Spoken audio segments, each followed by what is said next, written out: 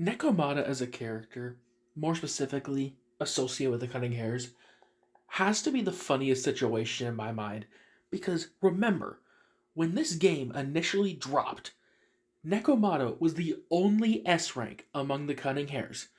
Anby, Billy, and Nicole were all A ranks. Yet, in universe, she's debatably the weakest member of the Cunning Hares. Some people are going to probably argue and just say, oh, that's Nicole. But let me ask you this, would you rather fight Nekomata or risk getting shot by the ether cannon Nicole carries around with her?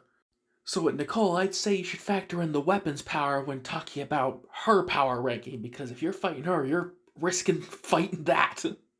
And then Anby, literal super soldier, and Billy, do I even need to talk about Billy?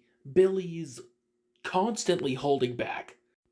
And despite the fact that he's literally using his two guns to nerf his actual power, he's still as strong as he is. So it's just a funny situation that despite Nekomata starting as technically the higher ranked unit, lore-wise, she's the weakest of the Cunning Hares. I'd even say that compared to the S rank units of the Cunning Hares, despite her being an S rank, she's got the least versatile kit. Like if you'd use the Cunning Hares as of right now, as of 2.3, they're still viable. Like you could still use Billy, A rank, Anby, and Nicole in clear endgame content.